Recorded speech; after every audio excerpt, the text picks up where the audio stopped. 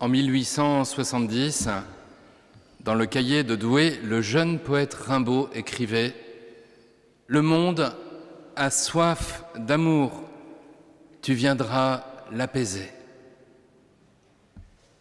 Oui, Jésus, à la fin des célébrations de la fête des Tentes, vient nous révéler ce qui peut apaiser notre soif, qui ne peut être par rien d'autre rassasiée.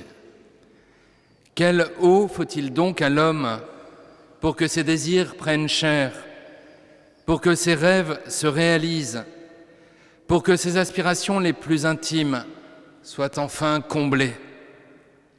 Mais est-ce là la bonne question? Les rêves de l'homme, ses désirs et ses aspirations ne viseront jamais aussi haut que ce que Jésus veut donner. C'est lui qui nous révèle la plus folle ambition, celle du ciel, celle de la filiation divine, celle de la joie éternelle. Cette eau, Saint Jean nous le dit, c'est celle de l'eau que Jésus donnera quand il sera parvenu à son heure, c'est-à-dire à sa croix, et lorsque de son cœur transpercé par la lance jailliront le sang et l'eau. Nulle guérison pour nous sans accueillir cette eau, nulle libération pour nous si nous ne recevons l'Esprit en personne. L'enjeu est donc de taille, et l'on peut échouer dans cet accueil. Moïse, en frappant le rocher par 2 fois, se voit vertement réprimandé par Dieu. Alors nous essaierons de découvrir la raison de cette sévérité divine qui empêchera Moïse et le peuple sorti d'Égypte d'entrer en terre promise. Puis nous nous demanderons ensuite ce qu'il faut aux disciples pour accueillir en lui le don de l'Esprit. Et enfin, comment à notre tour devenir source d'eau jaillissant en vie éternelle.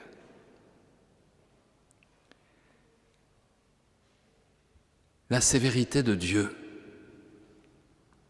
Regardons la scène du livre des Nombres. Les enfants d'Israël, déjà avancés dans leur pérégrination, se retrouvent en plein désert, privés d'eau. L'eau est partout absolument nécessaire pour vivre, mais encore plus dans le désert. Sans elle, l'homme et les bêtes meurent immanquablement. Et c'est ce qui va se passer s'ils ne boivent pas. La proximité de la mort ou du danger de mort fait crier les fils d'Israël. Ils en viennent même à regretter l'Égypte, le pays des idoles et de l'esclavage.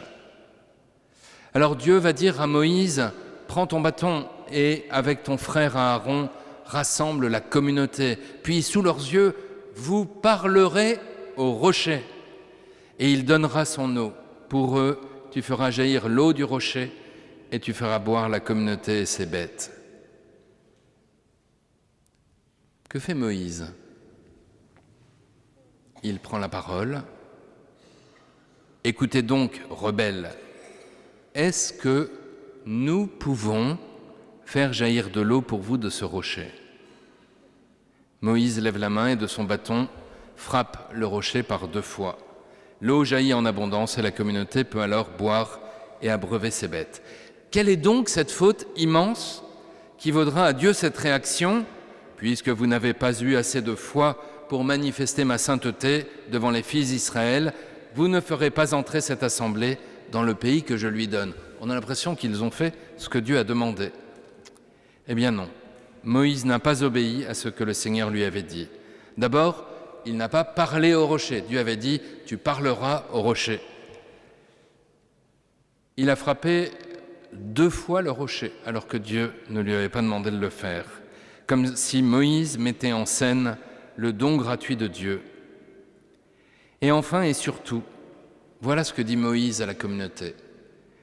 Est-ce que nous c'est Moïse et Aaron, est-ce que nous pouvons faire jaillir de l'eau pour vous de ce rocher? Le don de Dieu, Moïse et Aaron le revendiquent comme une puissance qui vient d'eux. Ce soir, chers frères et sœurs, il nous faut ne pas nous tromper. La seule guérison intérieure, la seule libération ne peuvent venir que de Dieu, pas des hommes. Le don de la vie éternelle, ne peut venir que de Dieu. Alors, que nous faut-il pour recevoir le Saint-Esprit, pour accueillir cette eau vive qu'est l'Esprit? Eh bien, il faut d'abord en avoir soif.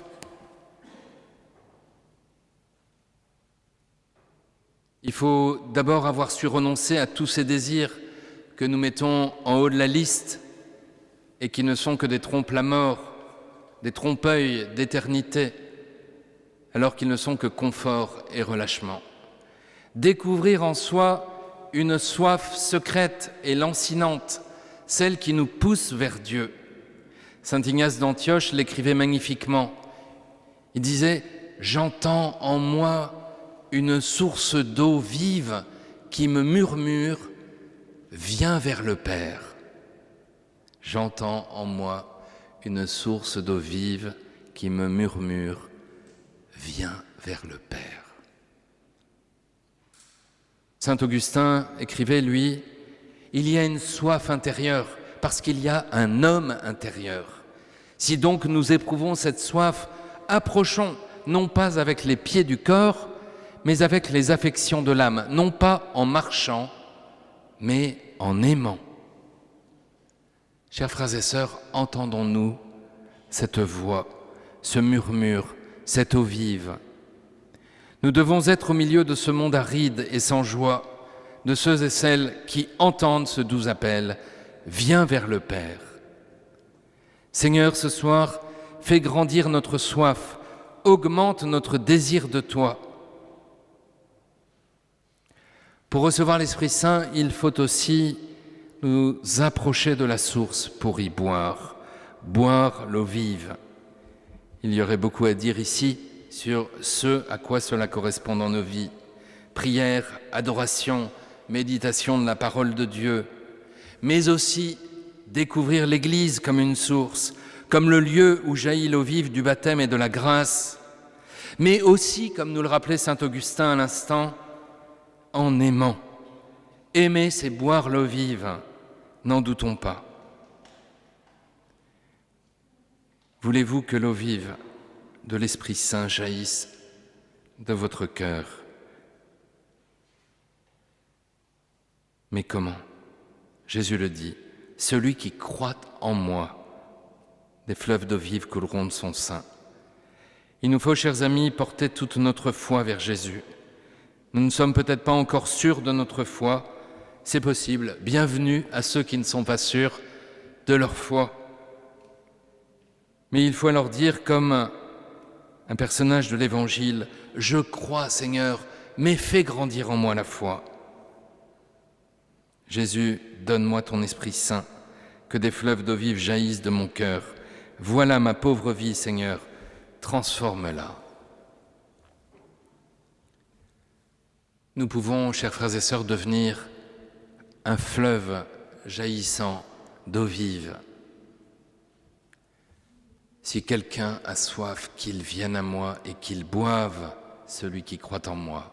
Comme dit l'Écriture, de son cœur couleront des fleuves d'eau vive.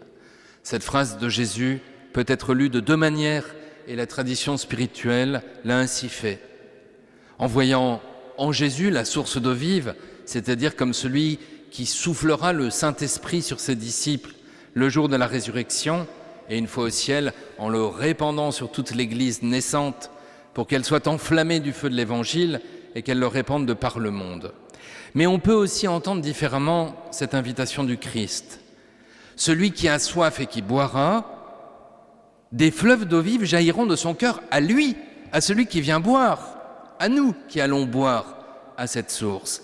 Des fleuves d'eau vive jailliront de son cœur. Il faut avoir l'ambition du fleuve, pas du ruisseau. C'est un retournement spectaculaire. Nous le voyons par exemple en contemplant les saints. Pensons à saint Charles de Foucauld, canonisé dimanche dernier sur la place Saint-Pierre.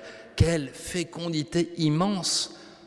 Alors pas autour de lui, de son vivant, puisqu'il vivait un peu seul. Enfin, il y avait une belle fécondité déjà, mais dans le temps, après, quelle fécondité de la spiritualité de saint Charles de Foucauld. C'est énorme. Mais de nous aussi, qui ne sommes pas encore vraiment saints, enfin, il y en a peut-être quelques-uns, de nous aussi, cette eau vive peut jaillir. Saint Paul le dit aux Romains, « Laissez jaillir l'Esprit ». Vous le voyez, chers frères et sœurs, nous pouvons venir avec une soif de guérison, avec une soif de libération, et le Seigneur nous accueille, nous entend et nous écoute. Mais il veut plus, il veut notre soif, il veut notre désir. En nous approchant de la Sainte Tunique, demandons au plus profond de notre cœur qu'il creuse notre soif et qu'il nous donne la force de son Esprit Saint. En adorant le corps eucharistique de Jésus tout à l'heure, buvons l'eau vive à son cœur transpercé. Alors, il pourra faire jaillir en nous une source vive, une source d'éternité. Kyrie eleison. Amen.